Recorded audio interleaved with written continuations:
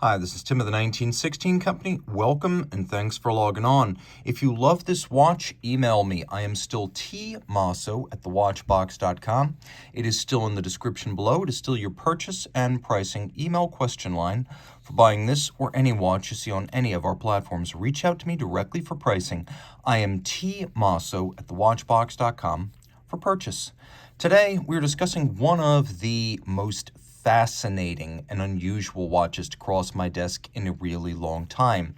The namesake, Jean Dunand, was a French-Swiss, Swiss-born, French-practicing artist and stylist of the Art Deco era. He was exhibited at the 1925 Exposition des Arts Décoratifs, which was the official start of the movement, and he had impressive credits, including the smoking room of the SS Normandy, which was sort of the showpiece for high Art Deco, or ocean liner Art Deco during the 1930s.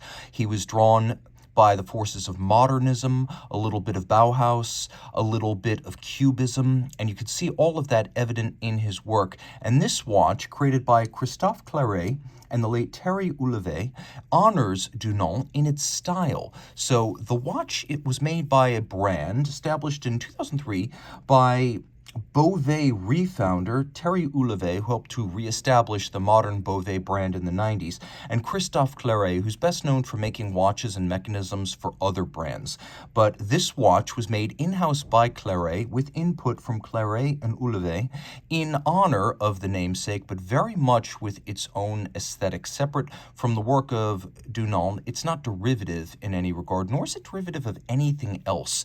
The Tourbillon Orbital is 45 millimeters in rose gold, 17 millimeters thick, so quite large, 51.5 millimeters from lug tip to lug tip, and 22 millimeters is the spacing between the lugs, so this is a big watch. The rose gold case straddles my wrist, pushing me right up against the limit of what's possible. And I would actually say this is a bit too large for me. I think you need a 17 centimeter circumference wrist or larger to wear this well.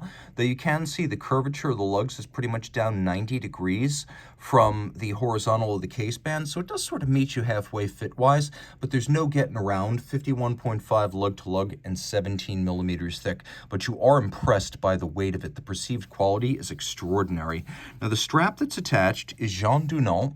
The brand itself lapsed in about mid-2018. It ceased to trade and do business. But here's the thing, because this watch was designed and built in-house by Christophe Claret, Claret is the provider of parts, service, and if you need accessories like straps, that's where you find them today. So the factory that built this is still very much around, even if the brand itself is at least on hiatus. So don't worry about parts or service. This is still well taken care of.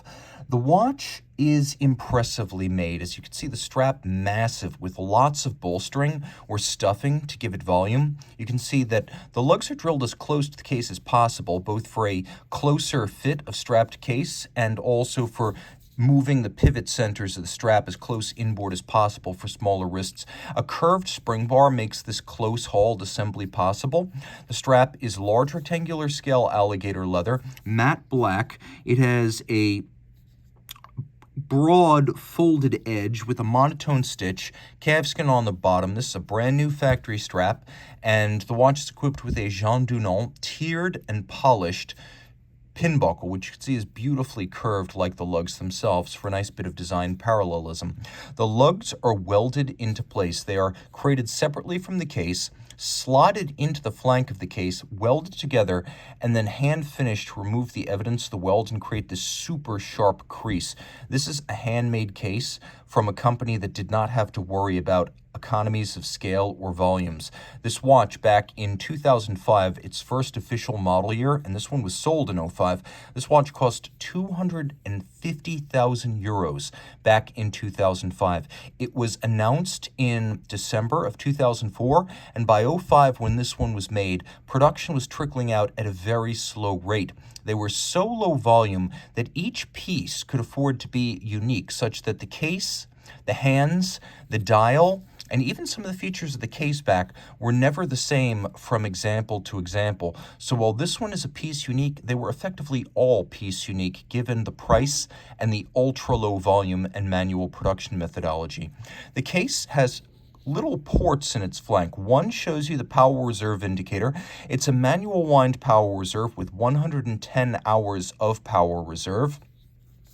Turn it over, and you could see the interior. You could see that there are actually two main plates mounted on ball bearings, and it's a little bit like a vintage marine chronometer in that the plates and bridges are separated by little pillars.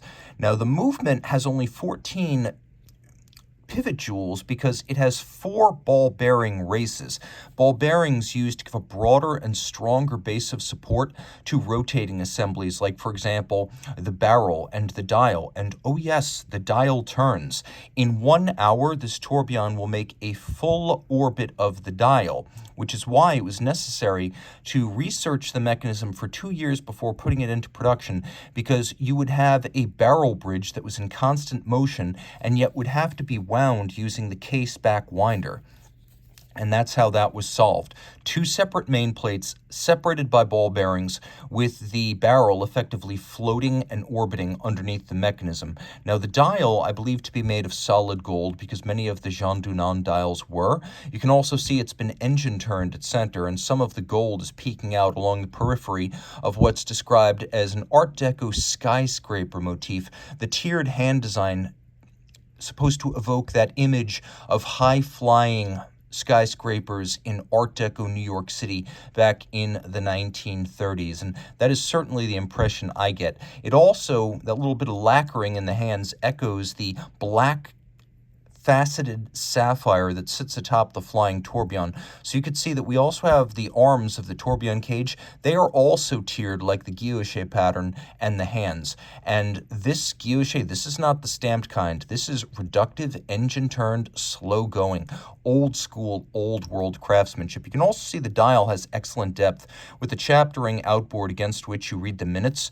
The little key on the back both winds the watch and sets the watch. You pull it out until you hear a detent click, and that allows you to set it. The skyscraper motif has also been engine turned on the reverse of the watch, so it mirrors the dial side. And this too could be customized from edition to edition, because all these were piece unique. There's a little pusher adjuster that allows you to adjust the moonphase. The moonphase is a solid gold disc that has been lacquered in blue to outline the stars, the lettering, and also the moon itself. Taking a quick look, you can see that we have a notation that the movement is by Christophe Claret, and indeed it was created by watchmaker to watchmaker Christophe Claret. He was the watchmaker to many watchmakers, among others Ulysse Nardin and many, many more, but he did not just build this movement, he built the whole watch. So here's where you wind and set it, here's where you adjust the moon phase, and then inside we have movement I0200, named after one of the moons of Jupiter, and the watch features a 3 hertz beat rate. We've got that 1 minute tourbillon effectively acting as the seconds hand of the watch. The closer you get, the more you can appreciate the quality of the finish, including elements below the black polished top of the cage. The underlying mechanism is also quite beautifully decorated. There is an awful lot to love on this watch. The movement, 33 millimeters in diameter, properly sized to fit in this large case. And this watch now retails for less than 1/4 of its price back in 2005. Remember, this was 250 euros back then.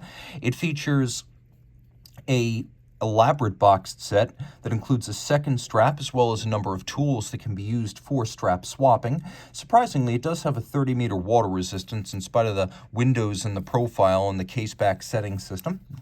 And this watch is extraordinarily rare, such that in almost 10 years of doing this, I'm encountering my first one right here. You're experiencing this in real time with me. The watch is beyond belief, right down to that black sapphire on the flying tourbillon with no upper bridge to obscure your view. If you want something super rare, ultra unique, quite literally piece unique, and yet still serviceable by a major manufacturer, reach out to me. I am Team Mosso at thewatchbox.com with purchase and pricing details of this watch, which I should also mention was originally sold direct by the Jean Dunand brand, which was based, like Christophe Claret, out of Lug, Switzerland, and that is what you'll find on the original paperwork for this watch. It is simply full of rich details, deeply steeped in both the history of artist and craftsman Jean Dunand and the visions of Christophe Claret and the late Thierry Ulevet. A very special watch. Reach out to Team Mosso at thewatchbox.com for purchase and pricing details.